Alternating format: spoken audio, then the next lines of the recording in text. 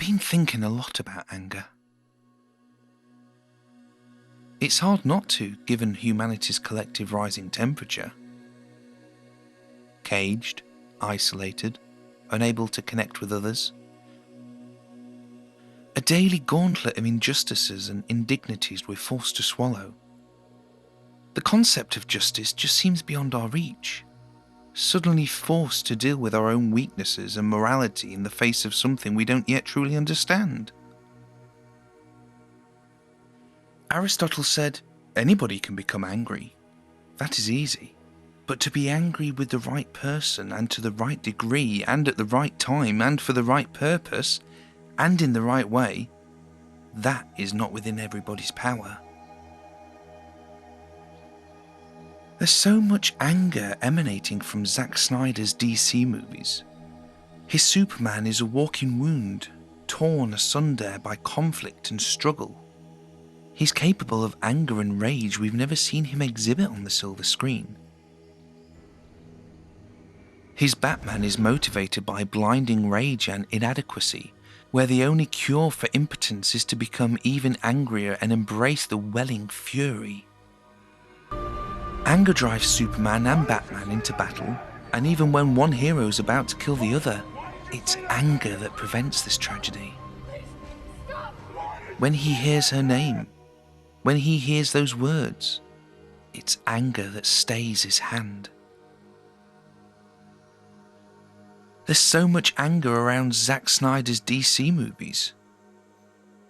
Anger about perceived mischaracterization.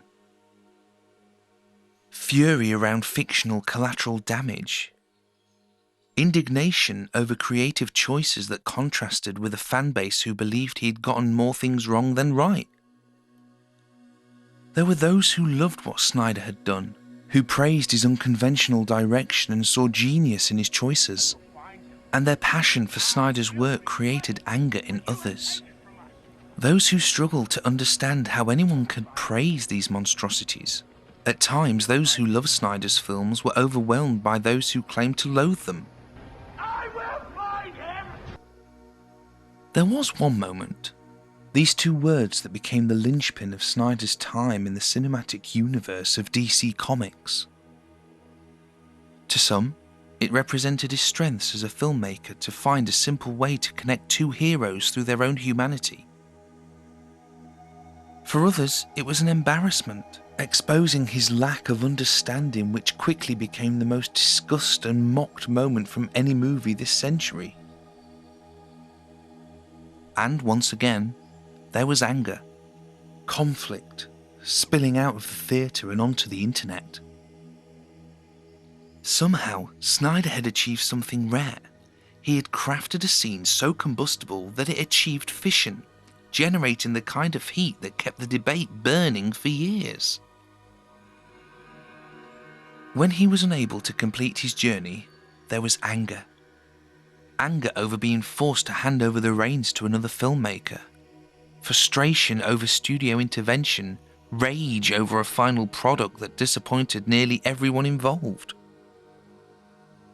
Some fans were angry enough to take up for Snyder and lobby for the studio to give him an opportunity to finish the vision he'd started crafting nearly a decade earlier. Some believe there was no other version of the film, as Snyder had claimed. Others believe that he didn't deserve the opportunity to present his vision.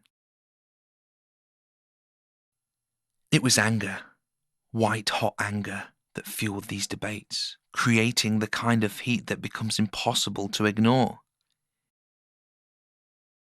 It wasn't love that birthed Zack Snyder's Justice League. It was anger. Anger that created a movement. Anger that was met with anger by those who loathe Snyder's films. Without the backlash, without the friction, the movement wouldn't have caught fire.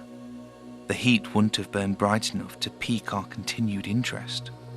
Those angered by his cinematic vision were as responsible for the creation of the Snyder Cut as those championing the cause. Zack Snyder's Justice League created anger with the right people and to the right degree at the right time and in the right way. And it all comes back to that one moment, That one scene, that moment of fission that created explosive heat that fueled years of debate and discussion. That boiling point that was mocked with such cruelty and defended so intensely. Without that moment, without that heat, and without that anger it generated, would the conversations have been as spirited? Would the arguments have been so loud? Would the dubiety be as deafening? Without Save Martha, without that single polarizing moment that fueled 1 billion mentions, likes and comments, would there even be a Snyder Cut?